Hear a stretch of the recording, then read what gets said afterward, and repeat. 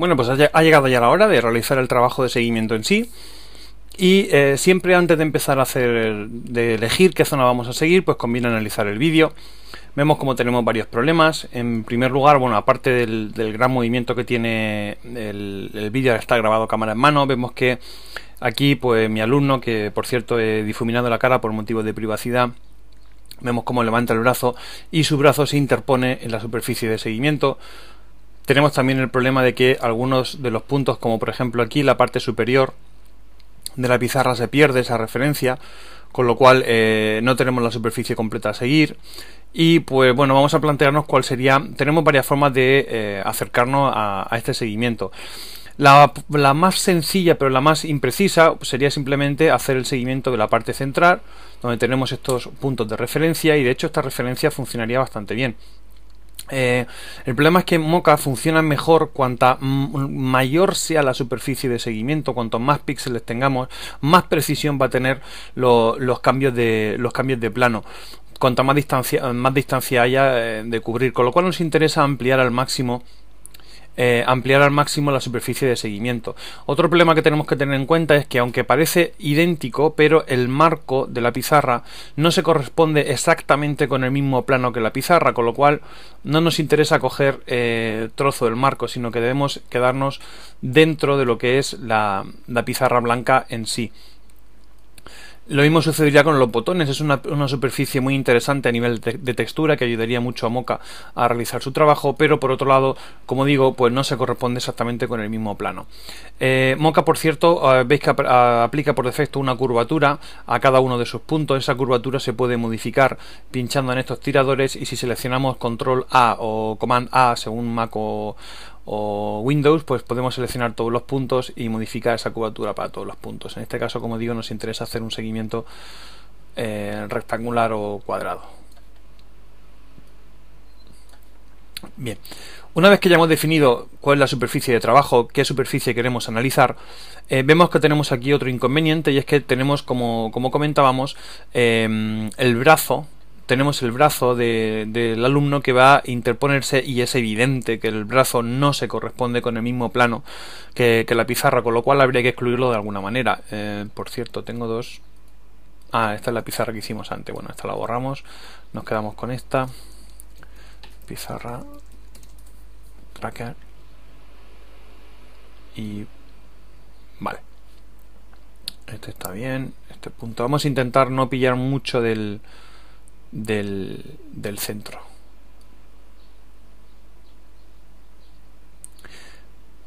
Vale, pues definimos, muy sencillo, definimos una nueva forma. Como es una máscara de exclusión y no es una máscara de rotoscopía, no necesitamos que tenga una gran precisión.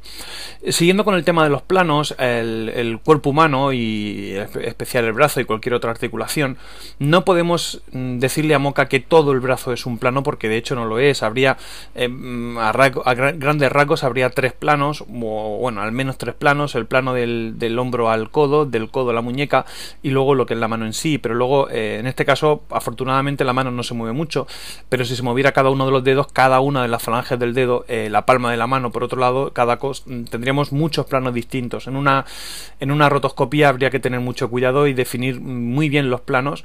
En este caso, como digo, al ser simplemente una máscara de exclusión, pues no es necesario tener tanta precisión. En este caso también el seguimiento va a funcionar muy bien, porque el brazo prácticamente no se mueve desde aquí hasta el final del clip, con lo cual pues no va a haber mucho movimiento en ese sentido. Vamos a nombrar esta capa como brazo máscara. Bien, junto a cada capa aparece una rueda dentada. Esa rueda dentada implica que vamos a hacer un análisis o que vamos a trabajar con ella.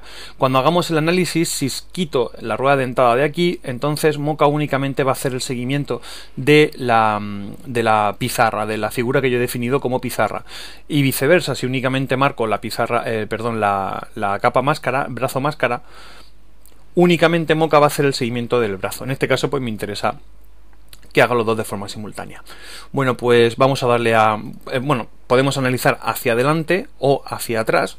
En este caso tenemos este punto intermedio, vamos a darle hacia adelante. Bueno, antes de continuar vamos a ver un par de opciones que son muy interesantes. En primer lugar, Input Channel significa cuál es el que va a mirar Mocha para analizar cambios. Si va a mirar cambios de iluminación, de luminance, o cambios en el color, en Auto Channel. No tengo tanta experiencia con Mocha como para poder decir cuál de ellos da mejor resultado. Simplemente, bueno, pues os recomiendo a los que empecéis que hagáis como yo, empecéis con Luminance, que es el valor por defecto, y si falla o no da buenos resultados, que probéis Auto Channel. El mínimo número de píxeles a utilizar se define normalmente cuanto mayor sea la superficie de trabajo, menos número de píxeles, menos porcentaje necesitamos para que se haga el seguimiento correcto. Recordad cuando aumenté el valor a 90, el valor de seguimiento de aquí del cuadro de este a la derecha, al definir un valor tan alto, Mocha fue capaz de hacer el seguimiento, aunque gran parte del cuadro ya estaba fuera de encuadre. En este caso el brazo, al ser una superficie mucho más pequeña, y especialmente porque el brazo, como digo, no es una superficie planar, sí que nos interesa tener un valor alto por defecto. Mocha normalmente nos va a definir ese valor en función del tamaño de la superficie. En este caso vamos a aumentarlo todavía un poco más, hasta el 95%, por ejemplo. Sin embargo, vemos como en la figura de la pizarra, Mocha por defecto, bueno, tiene ahora un 90%, porque se habrá quedado de antes, pero no es necesario que busquemos tanta información.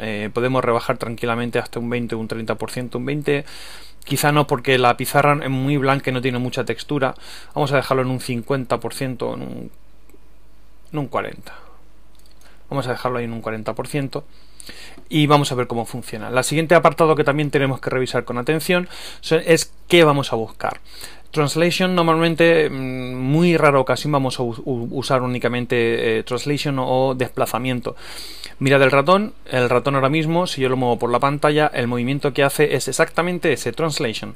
El ratón se mueve a lo largo de la imagen, pero no cambia ni su tamaño ni gira. Pero eso en la realidad es, como digo, no es muy habitual, y lo normal será que siempre marquemos al menos las 3 primeras translations, scale and rotation. El movimiento, tamaño y rotación o giro. La opción Shear y Perspective sí que causan más confusiones y se pueden definir de la siguiente manera. En este caso, en la pizarra, aunque la cámara tiene mucho movimiento, en todo momento desde el inicio del plano se mantiene poco más o menos, la cámara avanza perpendicularmente hacia la pizarra, aproximadamente, ¿vale? Eso sería simplemente shear, únicamente giraría, digamos, a lo mejor el marco superior se acerca o está más cerca de nosotros que el marco inferior, o el marco izquierdo se aleja o se acerca un poco con respecto al derecho, pero con márgenes bastante suaves, ¿no?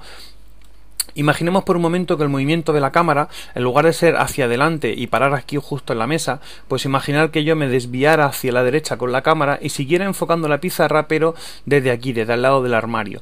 En ese caso habría un cambio de perspectiva enorme de la pizarra, y ahí sí que habría que marcar la opción Perspective. No obstante, y según las recomendaciones de Mocha, esta opción funciona bien cuando lo que se está siguiendo es un plano, como en este caso la pizarra.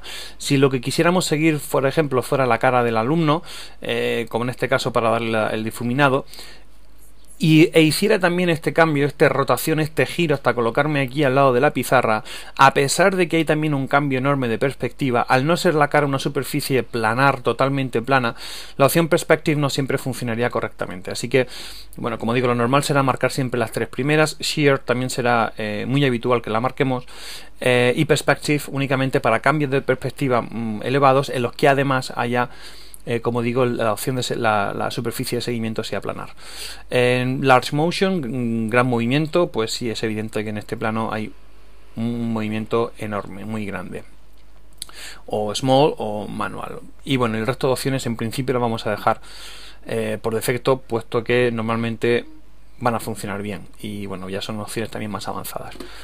Vale, empezamos en este fotograma, vamos a hacer un análisis hacia adelante y vamos a ver cómo hacemos una pequeña pausa mientras Mocha va trabajando, y cuando termine de analizar, bueno, pues vamos a ver qué es lo que ha pasado, si ha funcionado bien, si no ha funcionado bien, si hay que corregir algo, en fin, pues lo esperamos a que termine el análisis y seguimos comentando el vídeo.